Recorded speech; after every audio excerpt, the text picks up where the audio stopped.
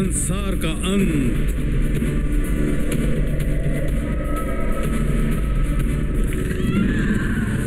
शतावट का चरम। रण क्षेत्र में योद्धाओं। यीशु मसीह आ रहा है। क्या आप तैयार हैं?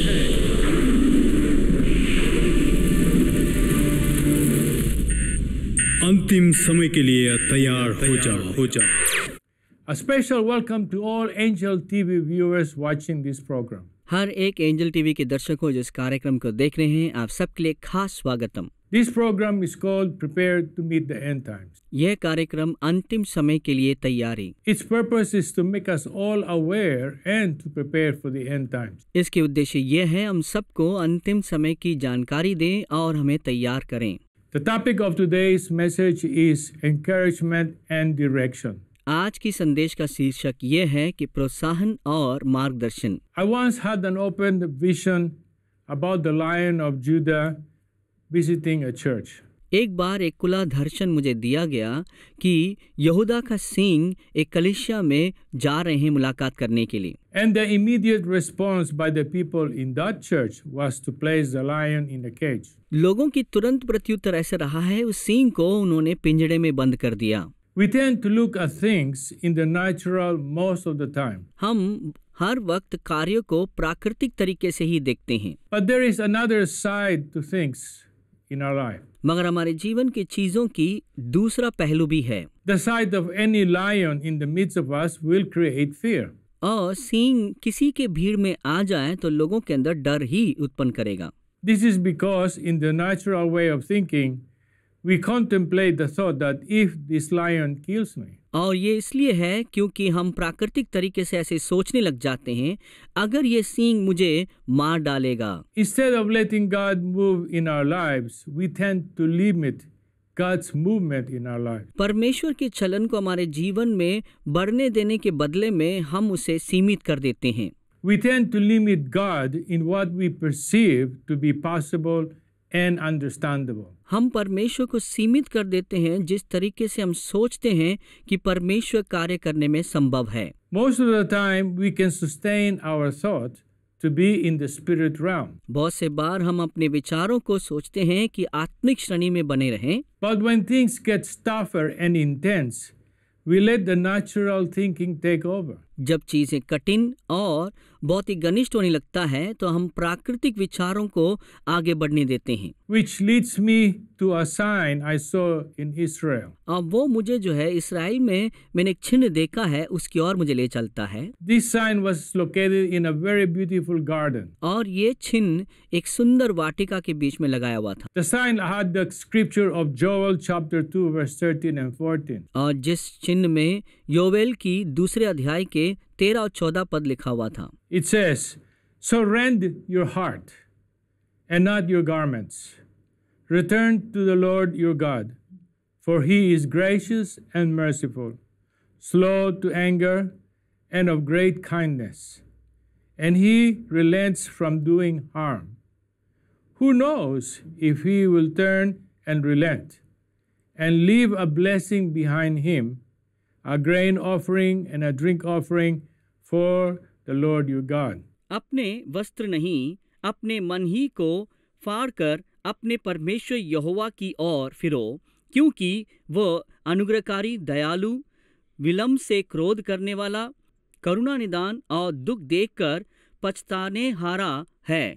क्या जाने वह फिरकर पछताए और ऐसी आशीष दे जिससे तुम्हारा परमेश्वर यहोवा का अन्न बलि और अर्ध दिया जाए।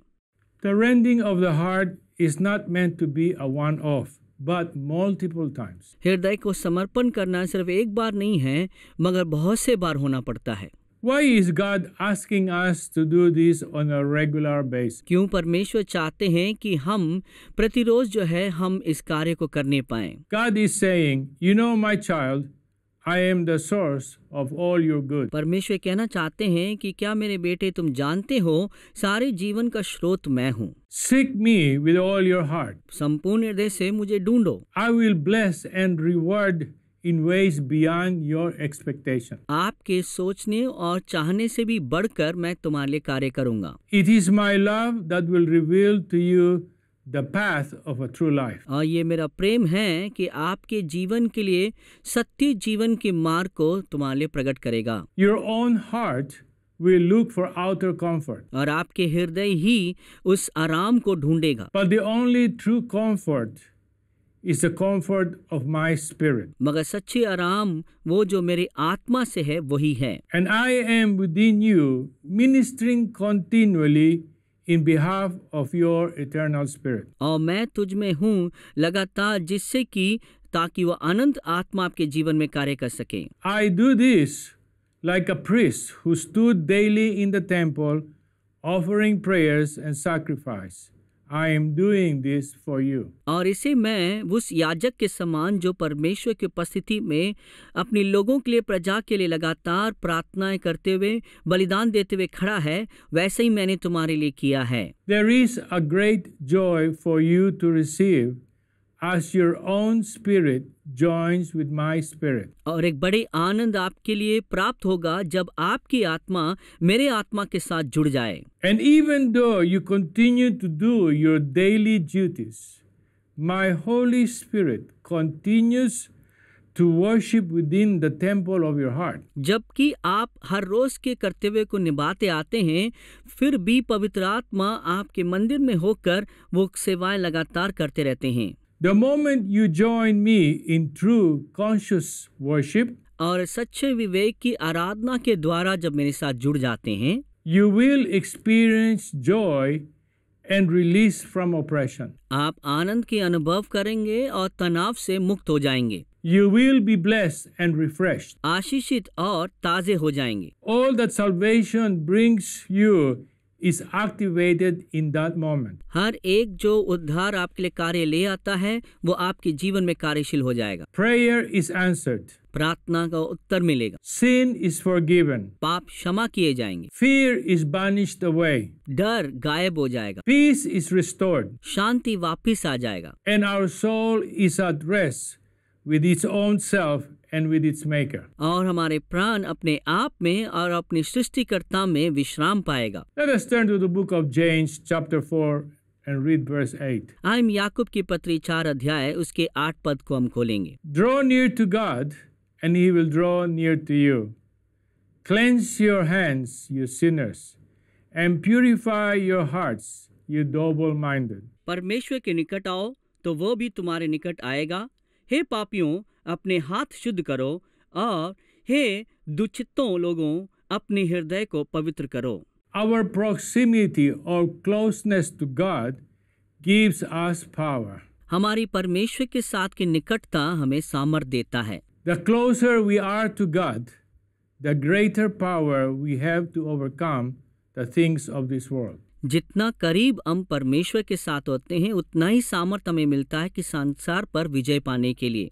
When things go wrong, or when we cannot find victory in a situation, जब चीजें गलत हो जाती हैं या परिस्थितियों में हम जीत को देख नहीं पाते हैं, we tend to feel, why is God not answering my prayer? तब हम ऐसे सोचने में मजबूर हो जाते हैं कि परमेश्वर मेरी प्रार्थना क्यों नहीं सुन रहे हैं। Do we really understand who we are in Christ? क्या हम वाकई में समझते हैं कि हम कौन हैं मसीह में? We are the living sons and daughters of the living God. हम जीवित परमेश्वर के जीवित बेटे बेटियां हैं।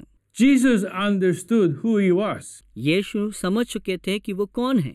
There is now a convergence of life that is bringing us to one mind in Christ. अब हमारे जीवन की एक ऐसे बदलाव आ रहा है जिससे कि हमारा और परमेश्वर यीशु का मस्तिष्क एक हो। There is now a merging to life that is bringing us to one mind in Christ. और जीवनों की एक मिलन हो रहा है जिससे कि हम मसीह का मस्तिष्क या विचार को पा सकें। Situations in our life is forcing us to think like Christ. परिस्थितियां हमारे जीवन में मजबूर कर देता है कि हम मसीह के समान सोचने लग जाएं। As we align ourselves to this convergence, जब हम अपने आप को इस जोड़ में लगा देते हैं, our very purpose and answer to what our very existence is will be displayed. हमारे जीवन की उपस्थिति की उस उद्देश्य को प्रकट होने लग जाता है। The gifts of God in us will naturally manifest without any effort. जो वरदान परमेश्वर का जो हमारे जीवन में है प्राकृतिक तरीके से प्रकट होने लग जाएगा। God is encouraging all of us and giving us a direction to look for. परमेश्वर हम सबको प्रोत्साहन कर रहा है और मार्गदर्शन कर रहा है ताकि इन चीजों के लिए हम ढूंढने लग जाएं। Powers beyond our imagination is at hand. सामर्थ जो हमारे कल्पना से परे है वो हमारे हाथों में है। Again, it's up to us to believe and to accept it. और फिर भी वो हम पर निर्भर है कि हम उसे विश्वास करें और स्वीकार करें। As we draw near to God, God will speak to our heart. जैसे हम परमेश्वर के करीब आते रहेंगे तो परमेश्वर हमसे बात करने लगेंगे हमारे हृदय में। We will know that it is His voice because He will confirm it with His word. हम पहचान लेंगे कि ये परमेश्वर की आवाज है क्योंकि वो अपने वचनों के द्वारा उसे साबित करेंगे। He who searches for God's truth shall be taught of the Lord. जो परमेश्वर के सत्य की खोज में रहता है वो परमेश्वर के द्वारा सिखाया जाता है। And they shall know that they are chosen and being prepared by the Lord for the end times. और वो जानने लग जाएंगे कि वो परमेश्वर के द्वारा बनाए गए हैं और अंतिम दिनों के लिए तैयार होने लगेंगे। And every word that God shall give them, they shall speak it. और हर एक शब्द जो परमेश्वर ने देंगे और वो उसे बोलने पाएंगे। God calls us all again today आज फिर से परमेश्वर हम सबको बुला रहे हैं to come to the well and drink, ताकि उस कुएं के पास आएं और पिएं, to come to His word and partake. ताकि उसके वचनों में आएं और उसमें शरीक हो जाएं। Do you remember the story about the Samaritan woman at the well drawing water? क्या आप उस कहानी को याद रखते हैं जो सामरी स्त्री उस कुएं के पास आई पानी भरने के लिए? Jesus went to the well to get a drink. यीशु कुएं के पास गया ताकि पानी पीने के लिए। Her first response addressing the Lord was, how can you drink water when you don't even have anything to draw water out? उसकी प्रत्युत्तर पहला ये रही कि जो है तुम्हारे पास जब पानी निकालने के लिए कुछ है ही नहीं, तुम कैसे पानी पी सकते हो? This is how most of the time we think and move. ऐसा ही कई बार हम सोचते हैं और कार्य करते हैं। Jesus' way of thinking was, Father, I am thirsty. और यीशु के तरीके जो था कि कहते पिता मैं प्यासा हूँ। The father's response was, go to the well and I will provide. और पिता का उत्तर ये था कि कुएं के पास जाओ, मैं तुम्हारे लिए प्रबंध करूंगा। And the Samaritan woman drew water for the Lord Jesus to drink. और सामरी स्त्री यीशु मसीह के लिए पानी ले आई ताकि वो पी सकें। Do you know what stops us from knowing what to do? क्या आप जानते हैं कि क्या हमें रोकता है कि हम क्या क्या करें करके जानने के लिए? Most of the time we fail to hear from the Lord. बहुत से बार हम परमेश्वर से सुनने में चूक जाते हैं। In the coming days to come, I encourage everyone to listen to the voice of the Lord. इन आने वाले दिनों में हर एक को मैं प्रोत्साहित करता हूँ कि आप परमेश्वर की आवाज को सुने, To draw near to God. ताकि आप परमेश्वर के करीब आएं। Let the hunger of our soul be nourished by the one source of life that alone can satisfy. हमारी आत्मा की जो भूख वो उस द्वारा तृप्त होने पाए जो जीवन की एक ही स्रोत है। No human voice can answer the cry of our soul. कोई भी मनुष्य की आवाज हमारे हृदय की पुकार को पूरा नहीं कर सकता है। The Holy Spirit alone can heal the broken heart and revive those sufferings. सिर्फ पवित्र आत्मा ही टूटे मन को चंगा कर सकते हैं और उन आत्मा को जागृत कर सकते हैं। In His mercy, God ministers to us all. उनके दया के द्वारा हम सब के लिए परमेश्वर अपने कार्य पूरा करते हैं। In compassion, God deals with our sins. दया के साथ परमेश्वर हमारे पाप से वर्ताव करते हैं। And God says, return unto the Lord. और परमेश्वर कहते हैं कि उसकी ओर हम फिर जाएं। It is written, and He shall have mercy and abundant compassion. और इस प्रकार लिखा है कि वो दया पाए और बहुतायत से जो है परमेश्वर की करुणा को पाएं। God is gracious to pardon us, should we choose to ask for forgiveness. परमेश्वर अनुग्रहकारी है क्षमा करने के लिए, मगर हमें चुनना होगा उससे क्षमा मांगने के लिए। God's desire is to have a people purged and prepared for the latter days. परमेश्वर चाहते हैं कि लोग हर एक चीज़ों से निकलकर अंतिम दिनों के लिए तैयार हो जाएं। God's purpose shall be fulfilled. परमेश्वर के उद्देश्य पूरा होने पाए। God's church shall stand, and truly the gates of hell shall not prevail against its witness in the world. और परमेश्वर की कलीसिया स्थिर हो और अधलोक के फाटक उसमें प्रबल न होने पाए उसकी गवाही देने में और उसके कार्य करने में। You and I are a witness against the kingdom of darkness when we walk in God's righteousness. आप और हम अंधकार की उस राज्य के विरोध की गवाही हैं जब हम परमेश्वर की धार्मिकता में चलने लग जाते हैं। God shall preserve the faithful remnant, and they shall walk with him. परमेश्वर विश्वास योग्य उन बचे हुए लोगों की रक्षा करता है ताकि वो उनके साथ चलने पाए। As we lay aside our own personal plans and selfish desires today, जब हम अपनी योजना को, हमारे स्वार्थ चाहतों को दूर करते हैं, we will partake of God's being manifested in magnitude never seen before. परमेश्वर की व्यक्तित्व की उसकी महिमा जैसे प्रकट की गई है जिससे पहले कभी नहीं किया गया हो, उसमें हम भी भागीदारी होंगे। My dear brothers and sisters, we have come to the end of this message. मेरे प्रिय भाइयों बहनों, हम इस संदेश के अंत में आ पहुंचे हैं। We will continue this topic again the next time we meet. अगले बार जब हम मिलेंगे इस विषय को हम जारी रखेंगे। But until then, God bless you all and thank you for watching. और तब तक के लिए परमेश्वर आप सबको आशीष दें और धन्यवाद इस कार्यक्रम को देखने के लिए। God bless you. Amen. प्रभु आशीष दें। आमीन।